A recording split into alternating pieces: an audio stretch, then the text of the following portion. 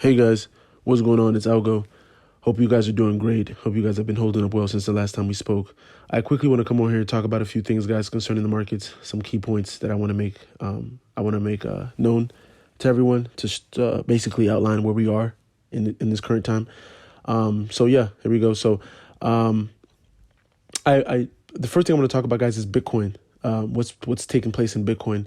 I know last time we spoke, we talked about Bitcoin being at the 29,000 level at this yearly order block that we should have seen some price rejection and sideways consolidation. And we've seen in the past few months that Bitcoin has been ranging. It's stayed in this sideways consolidation, hasn't really moved, which is very, very good in terms of upside projections. But what I really wanted to talk about, guys, was what has been going on with Bitcoin when it comes to the U.S. dollar. Okay, guys. So as you all know, there's been some monetary decisions that have been taking place that has caused the dollar to be able to, or has been on a strong rally against every other currency. And that is due to rates. The dollar has been completely crushing every currency that you can think of, whether it's the yen, the euro, the pound, the Aussie, the Swiss. Every currency has taken a beating from the dollar. Okay, every currency has been in a downtrend because of the dollar. But when it comes to Bitcoin, Bitcoin has maintained a sideways range instead of going into a downtrend. Bitcoin has been moving quite well against the dollar, has been holding its ground against the dollar. There's been some type of tectonic shift that's taken place where Bitcoin is no longer subjected to the dollar, but it's a leader in the currency market. Okay, guys.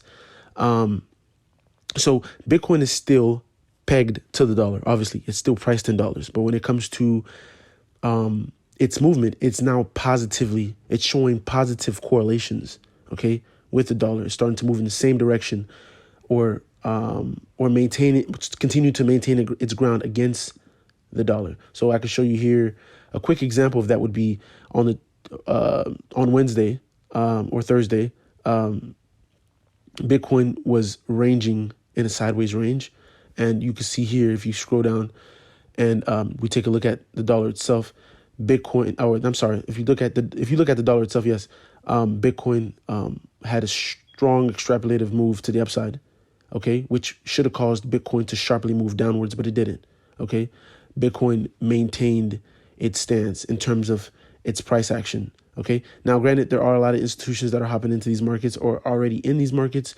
Granted, also that Bitcoin is completely manipulated, but this is a sign that Bitcoin has taken its stance as a monetary global asset. Okay, in terms of its place in the currency space. Okay, guys. So yeah, there's something going on where Bitcoin is starting to move on its own, and it's showing that there's something going on a bigger scale. And we could expect to see something shortly going into the year 2024 concerning Bitcoin. Okay, that's the first thing. The second thing I wanted to talk to you guys about, guys, is the bond market. Okay. Like I said before, guys, I want to say I'm not a financial advisor. This is not financial advice. Everything I say should be taken with a grain of salt. I want to say that we've entered the phases of the liquidity crisis, okay? Just want to make that clear and known. I'm not going to sugarcoat anything with you. Guys, you guys could always do your own research and prove everything that I'm telling you is not true, right? Never believe anything someone tells you. Always go and do your own due diligence. But we've entered the pre-stages or the mid-stages of the liquidity crisis. The traders on the floors, the bond traders, they're starting to ask or require more capital in order to take on more risk in these markets because there's no one buying bonds, okay? The BRICS nations, along with other central banks or other institutions out there, are completely dumping bonds. Now, I want to make this very clear. Somewhere up here are your banks. Your banks are somewhere up here, okay? They're completely underwater, okay? So what's going to end up happening? These banks are going to start using their depositors' assets in order to mitigate risk out of these positions that they're in, okay? Your banks cannot hold a straight face any longer, okay? Sooner or later, you're going to start seeing more rampant. The first half of the year was a glimpse or a taste of what's going to take place on a much larger scale, okay? And so there is a huge issue in the bond market where all the BRICS countries, okay, well, not just the BRICS countries, but also other countries, which I believe Japan is involved in, are completely getting rid of U.S. Treasury debt. Okay, they're getting rid of the dollar. So what's going to happen next when this completely manifests itself? After they're done dumping these bonds, there's going to be a repatriation of all these dollars back into the U.S., which is going to completely kill or cause super hyperinflation. Okay, and at some point, due to some form of an event that take place, the Fed is going to be forced to cut rates. And when that happens, the dollar completely dies. Okay, at that point, there will be no demand for the dollar. So when the Fed cuts rates, that will completely put the icing on the cake, okay, and send the dollar to oblivion, okay? That is what I want to talk about. This movement that you've been seeing here, this is the bond market, guys, is the central heart, is the heart of our financial system, okay? And it's been just falling like a knife. There's no life in it, okay? And so people need to pay attention to the bond market and make that a staple. If you do follow these markets, if you are somebody who look at charts, this needs to be something that people actually keep a track on, okay, or keep a tab on, okay? So it's not just the U.S. Treasury market or the U.S. bond market that's dying. The U.K. gilt market is also dying. This is another currency that's going to go to zero, or another currency I believe that is going to completely be devalued. I'm going to just put it that way, okay? Along with the euro markets, which is the euro bond markets, which also is showing no life at all. Okay, guys? So you have the euro, the UK, and the US. Those three currencies are in complete danger of being completely obliterated. Okay, in sense of what they're valued at. Okay, so that is where we are, guys. We're at a time where going into 2024, where these markets are going to get really, really interesting. And you're going to see a lot of, like I said before, a lot of banks, a lot of institutions will not be able to keep a straight face with a lot of people in terms of what's getting ready to take place with their portfolios. Okay, that's the second thing I wanted to talk about. The third thing, guys, I want to quickly go into. I want to talk about oil. There is a super trade taking place in oil. Basically, OPEC has completely shorted their supply, which basically means that they're not going to be producing the same amount of oil that they were once producing. Okay, mind you that the dollar's taking a back seat in every category, including its seat as the petrodollar, right? So there's a new petrocurrency coming out, a new currency that they will be doing trades in oil in. There's a massive demand for oil right now, okay, due to all the different situations that are occurring globally, okay, with not just Ukraine and Russia now, but also Israel and the whole Hamas situation. And then you still have the China-Taiwan issue pending, okay? So there's a massive movement that's taking place in oil. You can see here that oil moved away from this bullish order block here on the 3-month time frame. And this is showing signs of massive movements to the upside. I have oil reaching about $148 per barrel. Okay, guys, I entered this trade at around $83 per barrel, but you can expect to see oil start to move up into the $100, $101 range. Now, I do have oil breaking back down to, I believe,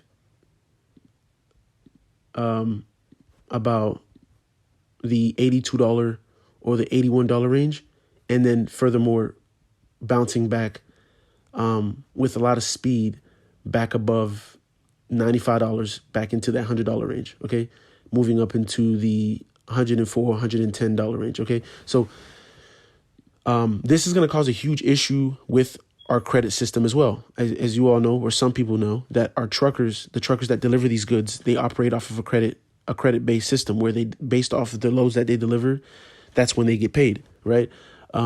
If their overhead doesn't make sense, these truckers will not deliver these goods, furthermore causing a huge issue in the supply chain. Okay, guys? So Or when it comes to these goods, there's going to be a massive appreciation in the price of goods, which is basically inflation, right? Hyperinflation. Okay, so oil, guys, will be a massive ball player in this liquidity issue that we're going to have. Okay, guys, with all these issues stemming or popping up around the world. Okay, guys, along with the situation with the global currency, which is the US dollar. Okay, guys, so you can expect to see a massive movement higher in oil, which is going to cause a huge appreciation in gas prices. Okay, so for those guys who know how to trade, this is a great opportunity to try to position yourselves and, obviously use proper risk. Don't over leverage, trade with what you can afford to lose, et cetera, et cetera. But this is a massive opportunity for those who are in the markets, who know how to trade, to go ahead and get into this. So, yeah, guys, my next target for oil is sitting around, I would say, my next target for oil would be around the $101 range, $101.16 range. But I do want to see oil move back down into that $82 mark or that $81 mark before we reach that $100 range. So that is the third thing I wanted to quickly talk about. My stance on gold is still the same. I am expecting to see gold move extremely high before the derivative market reveals the true nature of what's been going on and send gold to oblivion. Okay, the spot price of gold. Okay, guys. So the price that you're seeing here will be completely devalued. Okay, when this derivative bomb goes off. Okay, so due to all the derivative abuse that's been going on in gold, like I said before. So before I go, guys, I just want to make this very clear. I want to show you guys something. This is the KBW NASDAQ Bank Index. Okay, this basically shows you what's going on in the banking sector. And you can see here when the initial batch of banks collapsed, you can basically see when the initial batch of banks collapsed, what happened in the banking index. Okay, we had this massive extrapolation to the downside when the first batch of banks collapsed, and now we're making our second leg to the downside. And my next target for the banking index would be around the 55.67. Okay, so the charts tell you what's going to happen. The charts usually show you what's going to happen globally if you know how to read them. Okay, so yeah, guys, I just want to make that known to you guys to pay attention to what's going on. Pay attention to Japan. Okay, pay attention to Japan. Japan is the biggest holder in U.S. debt. Okay, they hold the U.S. Treasury bond market nuclear button. Okay, and they are going to be a major contributor. I believe something's going to take place where Japan is going to be forced to try to save its currency because Japan's currency is extremely devalued. Okay, so yeah, guys, that is all I have for you guys. Hope you guys are doing well, and I goes out of here.